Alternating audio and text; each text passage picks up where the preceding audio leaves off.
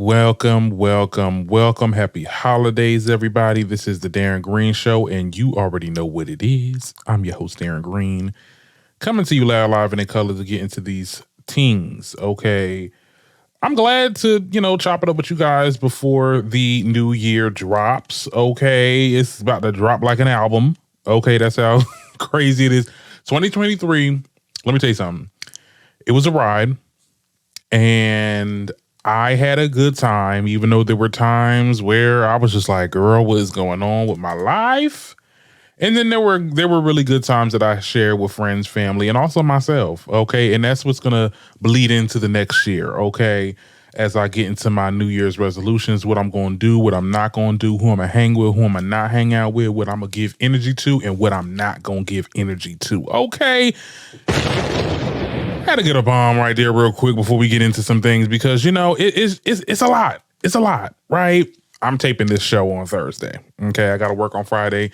Look, I just want to focus on editing and stuff like that. I don't think anything too. Ooh, let me knock on wood, child. I don't think things are gonna get too lit. This weekend. I mean, everybody's doing their little New Year's thing, and not a lot's going on in celebrity gossip anyway. So. I got some topics for you, some current topics, a little bit of old topics that I actually didn't get into. But I hope you guys enjoy the show anyway. Y'all want my take on here now. Okay. But before we get into anything, child, we got to do a rain check. Okay. How was y'all Christmas? Okay. Cause I really want to know that. Now, my Christmas, it just does not feel the same anymore. I felt like this for many years. Especially when you gotta go to work right after Christmas. Like literally, I had Christmas. We was eating crab legs and shrimp. Okay, over here, just full gluttony. Okay, I'm not gonna hold you. And then I had to wake up at 8 o'clock in the morning to go to work. Like it was tiring. Okay, I will say this wasn't my favorite Christmases because usually I'm, these last couple years, being that I done got out of college, and I ain't gonna lie, I do miss college for that. Like you would really have like half of the month break. Like you're literally out a week before Christmas, and then you're basically home or at your dorm the rest of the holidays doing nothing. You know what I'm saying? Like, and it's so crazy too, because at that time I didn't like it because I felt like I wasn't doing a lot. Like I wasn't doing nothing for a long time. But getting into the workforce, child, you got one day. You got one day. Okay, one day to have for your pleasure, and you better have yourself back up in here. Okay, the next day. Literally. So I mean, that was my Christmas, child. I feel like Christmas is definitely that's a child's holiday. It's something that you really like. It really was a big thing when you were a child. Like, oh my goodness, you wondering what you're gonna get, and you're off from school. You ain't got to worry about nothing, and you're just home for the 2 weeks or something like that, or 1 week. Yeah, now it's just Christmas as an adult is dry. Okay, it's nothing. Okay, unless you got a partner, child. I imagine it probably is better when you have somebody. Somebody giving you like a little cute gift. I don't want to get too much into it. So anyway, I just want to say that, and also to thank the listeners, especially on YouTube. Now, I haven't got the analytics for last episode at We Are You Radio. Shout out to y'all, though. Shout out. How y'all doing, We Are You Radio? I'll be forgetting to say hi to y'all. I'm talking to so many people, child. I mean, in so many different mediums this podcast goes to. I tend to like forget that, okay, you guys are listening as well. You guys are the first to listen, actually. But to my YouTube listeners, thank you so much for the last episode. The last episode got 1,000 views, making it its first podcast episode on the platform to receive 1,000 views. Thank you so much. This show is growing. I love to see the fruits of my labor. Okay.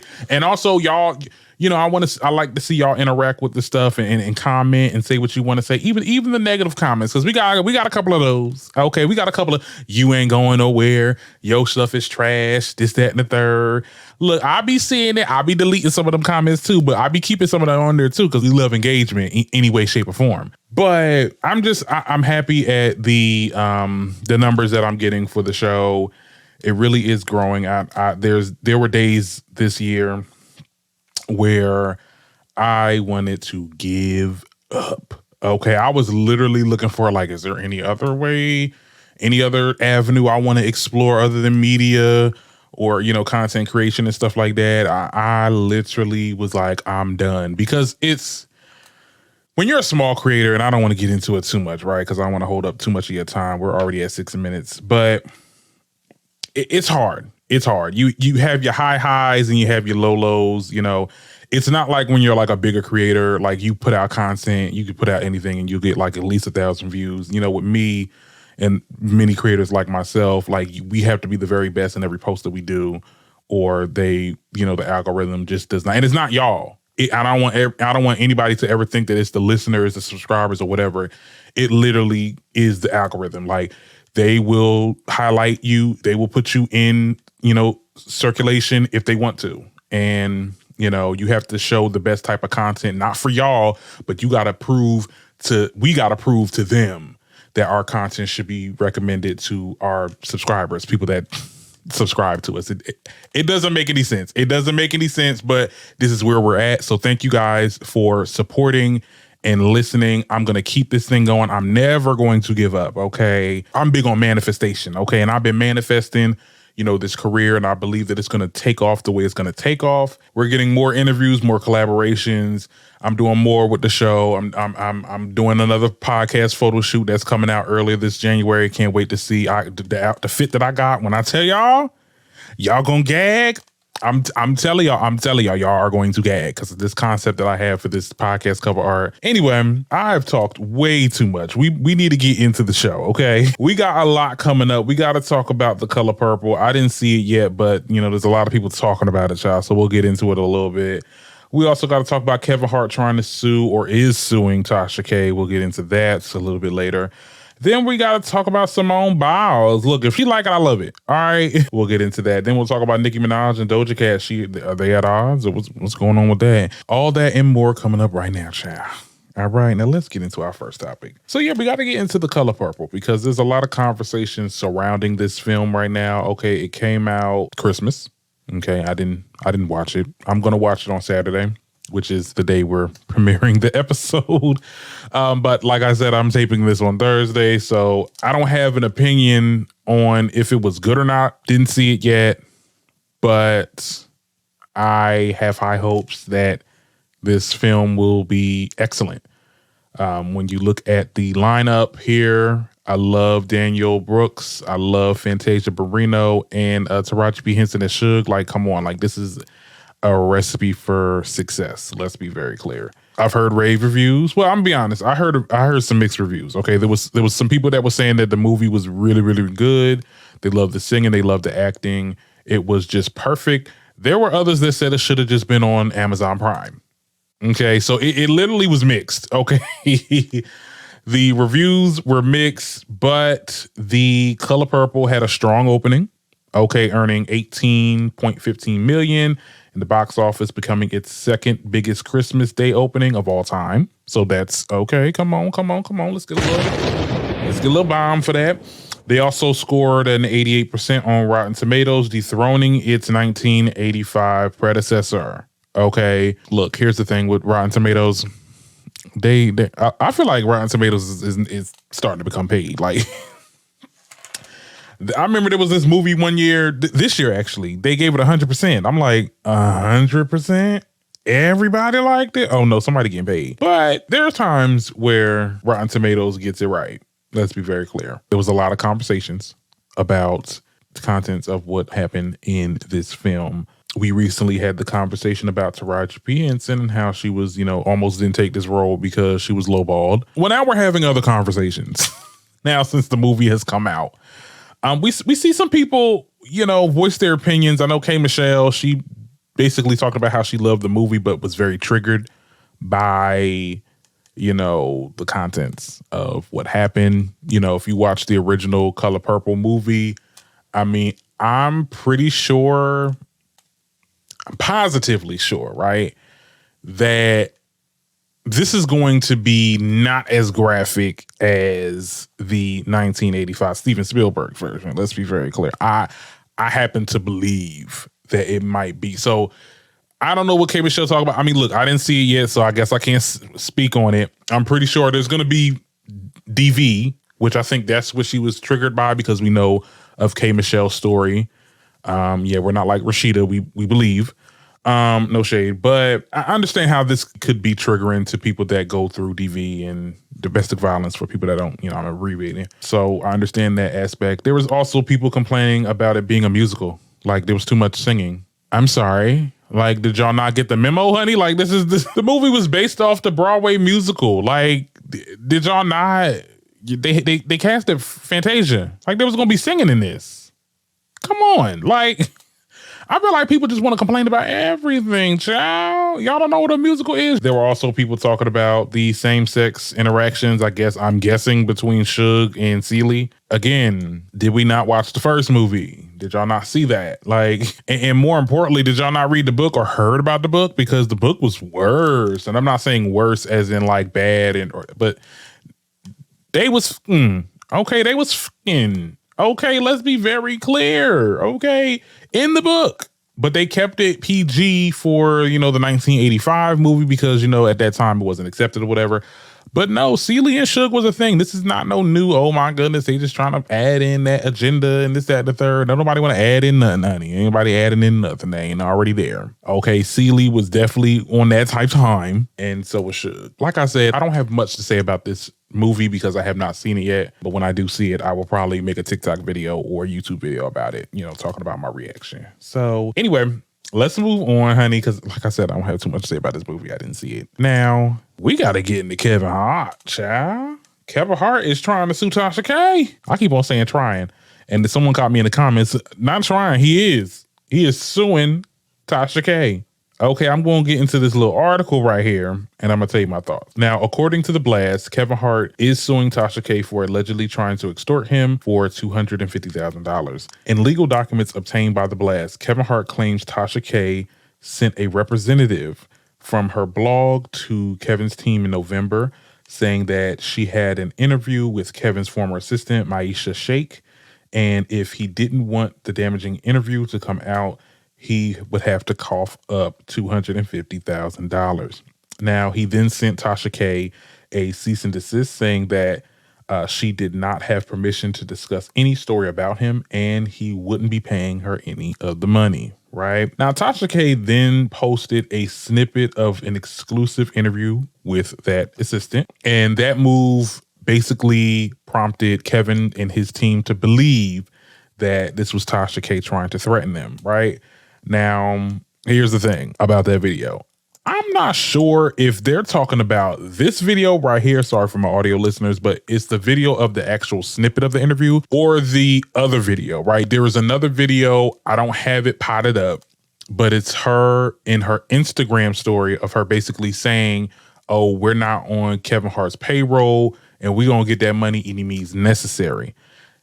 Now, like I said, if y'all seen that video, it could be read two different ways. Like it could have been, her trying to extort him saying, hey, if you don't pay this amount of money, we're going to drop the exclusive or whatever.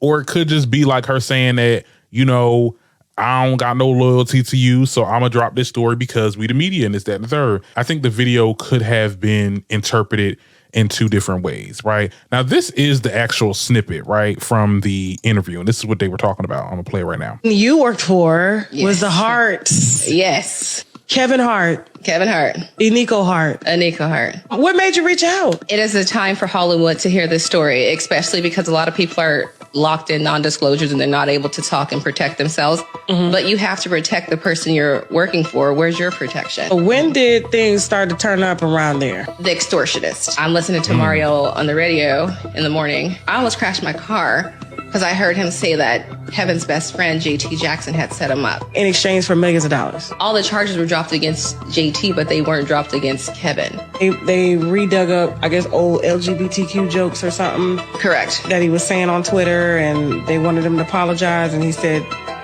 F you. Haley is his publicist, so she called me. She was just like, hey, Maisha, have you spoke to Kevin? I was like, no. I was like, Dave Becky just called me, his manager. Why? And then she was like, the whole Oscar thing Kevin needs to say it. So, yeah, that was definitely the that was the snippet from that interview. I do want to make notion that Kevin Hart recently tried to, that friend JT or whatever, he had tried to accuse him of also extorting him. So this is I'm not trying to say it's becoming a pattern, but like everybody trying to extort you, Kev. Is that what the story is now? I'm just saying. Look, here's the thing. Extortion is a very serious crime. Okay, that is a crime in the second degree in which a person that is convicted could get fined up to $100,000 and spend up to 5 to 10 years in jail. Okay, so Tasha, I don't think you want to play with this type of stuff if you really did do that. Because I'm not 100% sure if she really did do that. There's no concrete evidence of her team contacting his team. Like, we see what is talked about in the lawsuit, but what is the dialogue between the two teams? Because I need to know, did they send you an email? Did they call you? Did you voice record them, with the conversation? Like, hey, if you don't pay X amount of money to this, we gonna out this about you with this and the third. Like, we're not getting none of that. We're hearing is, okay, you got the video evidence of her getting on Insta story saying that, we're going to get the money any means necessary. Okay, we got that. But like, what evidence do you have of her team contacting your team? That's just my whole thing with the situation. I think the only person that really is going to suffer is probably the assistant, because the assistant is also being sued. And it's because she breached her NDA contract. Now, the girl was making, $30,000 a year, I heard, in the span of 3 years. And apparently he's trying to get that $90,000 back from her. I guess that was the agreement of the NDA if she breached it. She might actually suffer from this. I don't think Tasha K can, because like I said, there is no tangible evidence of the team speaking to each other and her making that claim. So that's why I feel like Tasha K is at a point where I don't care that he's making this response. People are going to put your information out there. I think what's being alleged also, like when you look at like the context of like what they're talking about on this interview, it's not at the magnitude as what got her, what lost her the case with Cardi B. I mean, like she literally was saying this girl had ailments and all this other stuff, all this other lies. I think with this interview, it's outing him for being some type of person that impregnates different women, and he has a gambling problem, and he's just like has a toxic work environment, this, that, and the third. I think that, I'm not saying that Tasha K did her part here, because she's definitely, look, the person reached out to her. Okay, the person reached out to her, and what Tasha K can essentially like say is like, I'm a media brand, so anytime somebody comes out with a tip of, whatever these celebrities, I'm going to contact them and be like, hey, can I get your quote? Because that's basically what people are saying. Like I said, if there was a conversation in that they were like, oh, well, we need $250,000 for this to go away, then that's where there's an issue. But we need to prove that was the case here.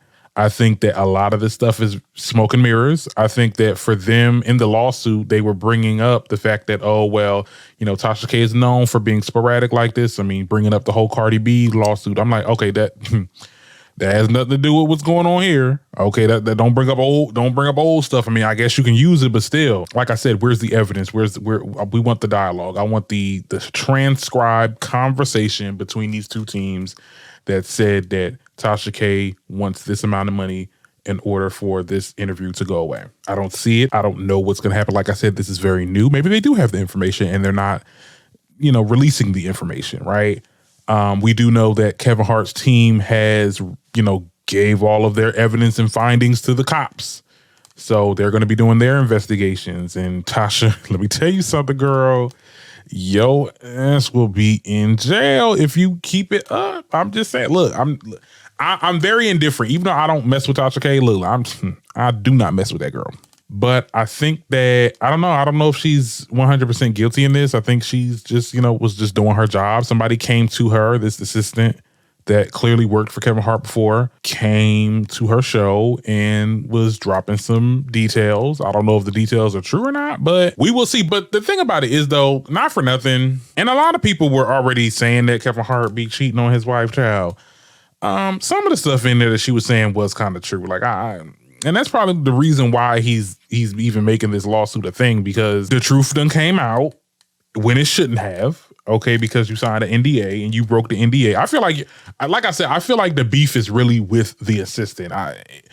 Tasha K is just doing her job at this point. Even I don't like her, I don't like the girl, but Tasha K was doing her job. I don't think that anything was done foully, not like the Cardi B situation, because Tasha really made it out for that girl and was really saying lies and just a whole lot of stuff that people to this day still believe, even though it was fake. I don't know. I could be wrong. Things could play out differently in the future, but we'll see when more information comes out because we're just getting like the beginning of this, right? But that is definitely it for this topic. Let's move on. All right. Now I wanted to get into Simone Biles. Y'all want me to be so insecure, so bad? Girl. The topic is a little late, but I promise it'll be great. Because I wanted to talk about this situation because I didn't get to talk about it the last episode and talk about how it kind of, on both sides, kind of bothered me, right? So Jonathan Owens, husband of the famed gymnast, Simone Biles, they got into some backlash, right? Because he called himself, the husband now, called himself a catch in their relationship and was saying that he didn't know who Simone was before dating.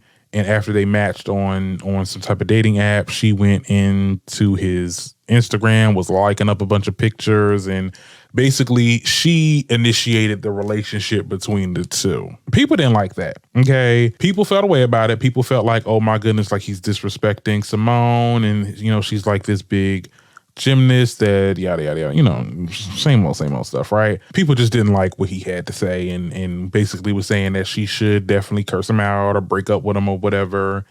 And in so many words, Simone Biles' response was like, girl, get over it. Like, are y'all over it yet?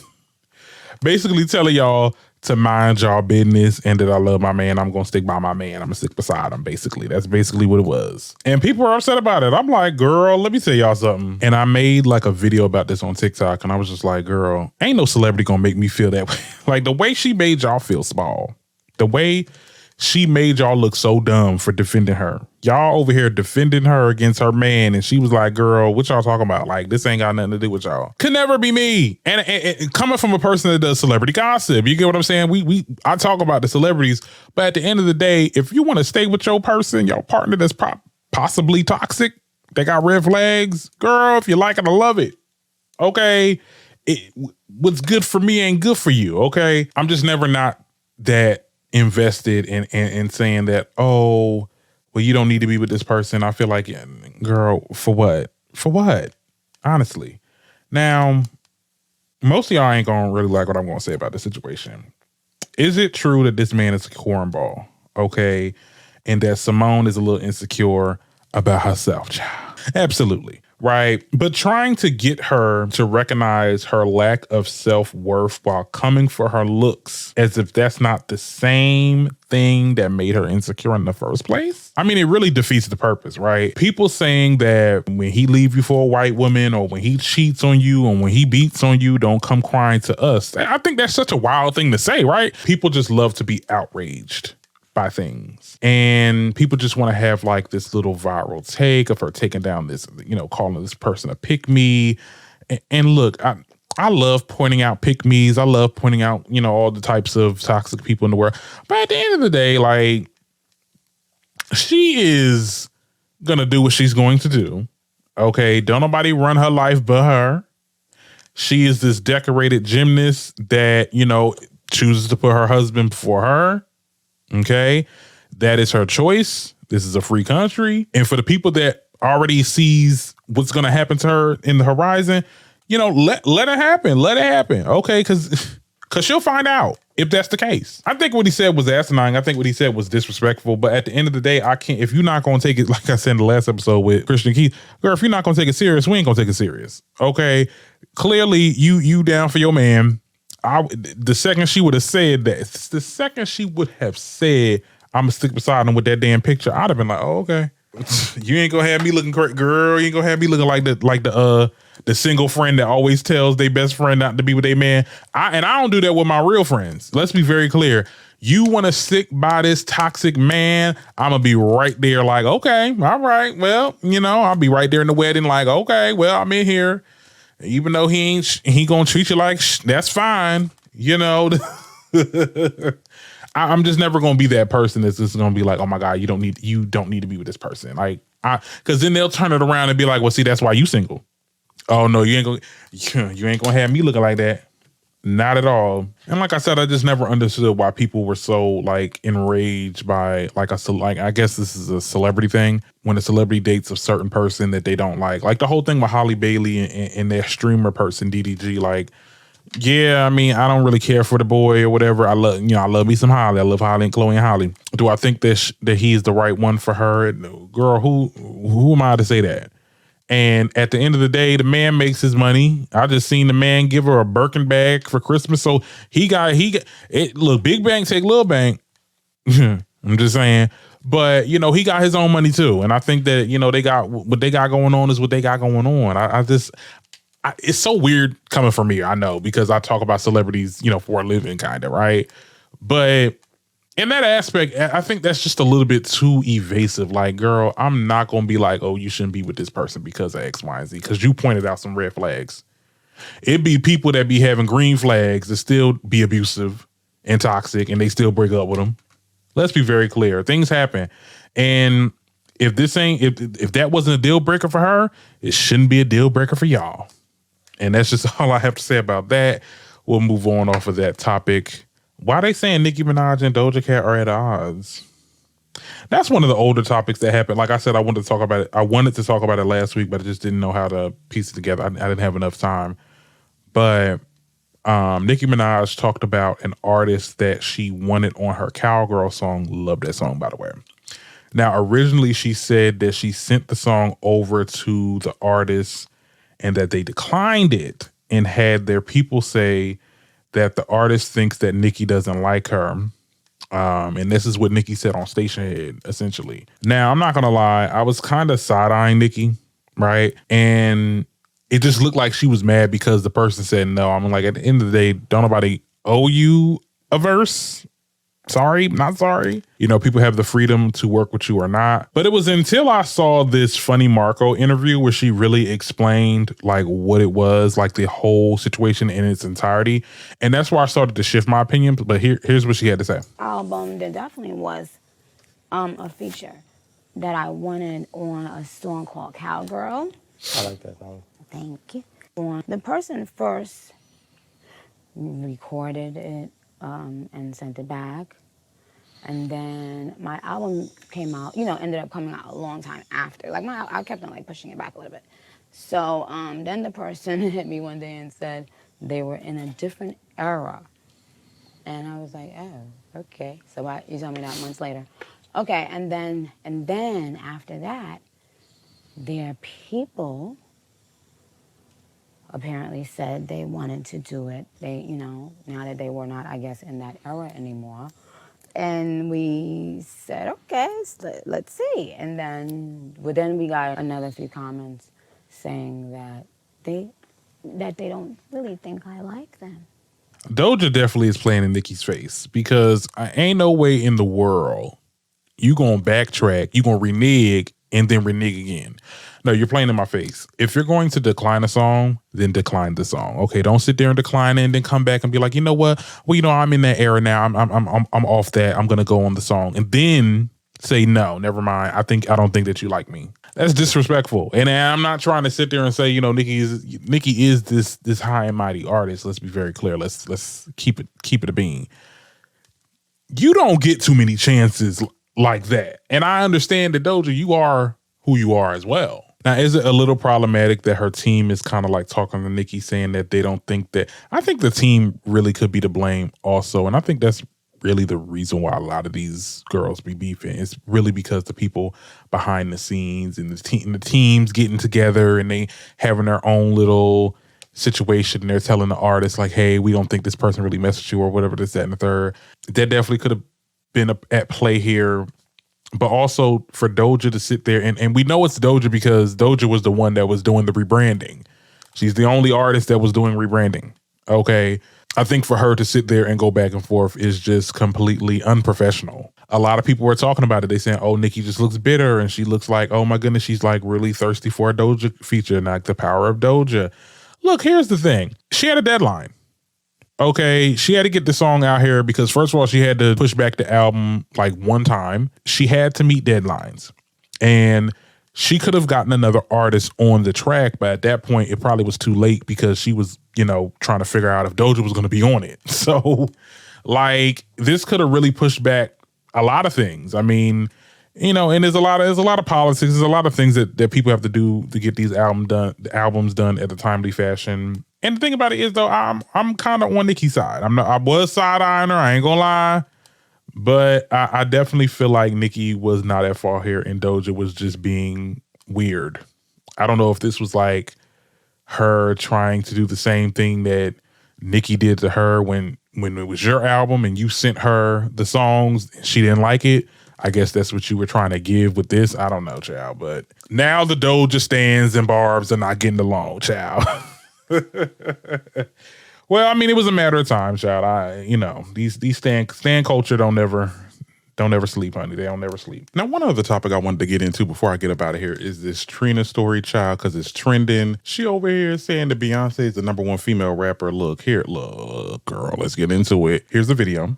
Why do you think now is the time? Like, what do you think there's something specific that happened in music and culture that kind of opened the landscape for more female rappers to rise to the top? Yeah, Beyonce.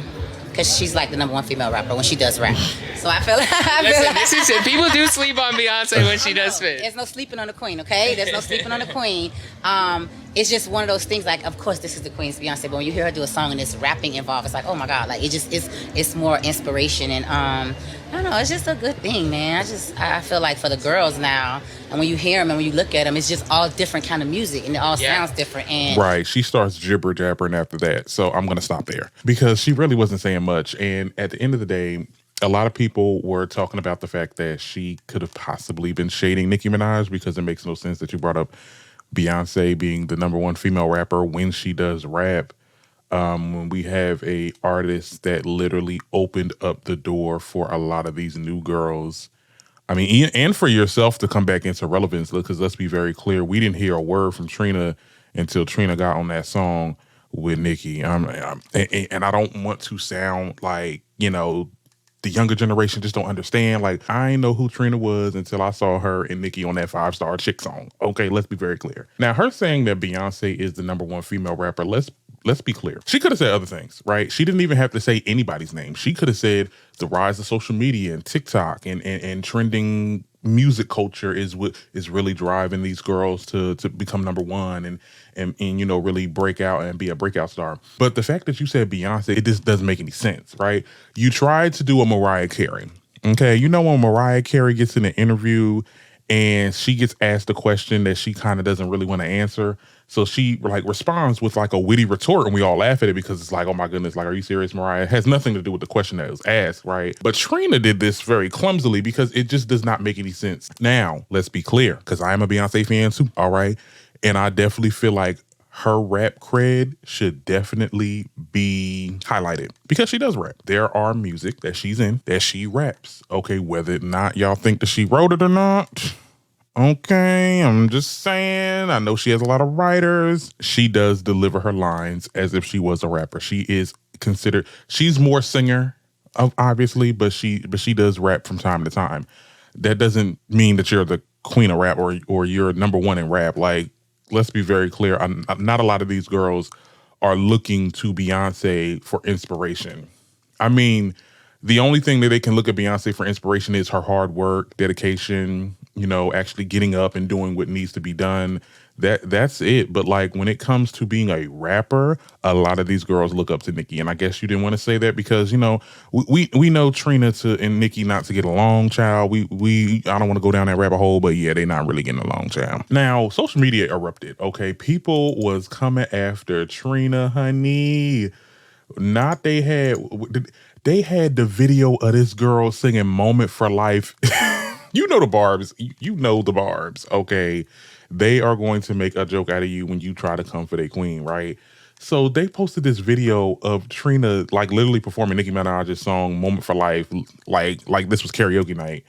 And girl, Trina's been responding. I was talking to somebody too. They was like, yo, the way I'm reading Trina's responses in comments and stuff like that, I can hear her voice screaming it.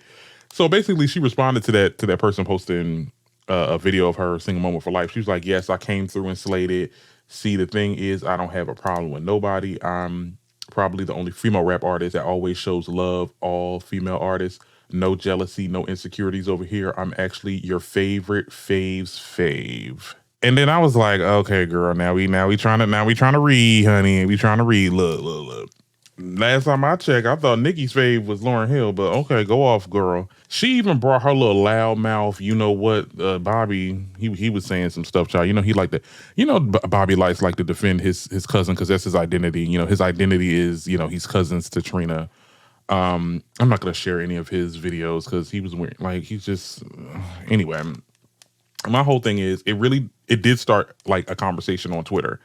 And a lot, I definitely partaked in that on Twitter too. You can follow me on Twitter, okay, Darren Green. The Barbs and the Beehives, and I hate when the Barbs and the Beehives fight because I'm always in the middle, right? I love Beyonce, I love Nicki. Okay, let's be very clear. I don't want there to ever be like any pitting against each other. But obviously the stands don't like each other. Okay, and I just didn't agree with a lot of the Beehive, to be honest. Like. And I even had to make a tweet. I'm like, okay, y'all bringing up stage presence. He's like, okay, because people are bringing up the fact that Nicki Minaj is a rapper. Like, we're showing examples of her rapping and all this other stuff. And then they said, oh, well, could she do that on stage? Could she do that live on stage? And I'm like, we're arguing stage presence and not lyricism because we're talking about who's the number one female rapper. Okay, we're not talking about who's the number one performer. Number one performer is Beyonce. Okay.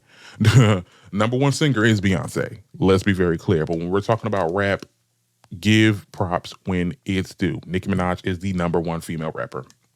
And I think somebody made this tweet too also on Twitter. Something about the Beehive, the problem that people have with the Beehive is that y'all try to make Beyonce the queen of everything. And it is offensive when we have other artists that are the queens of their, genre and medium. Beyonce ain't the queen of everything.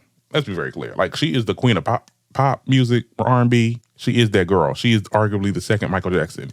No one's taking that away from her. But when we're talking about the queen of rap, it is Nicki Minaj, okay?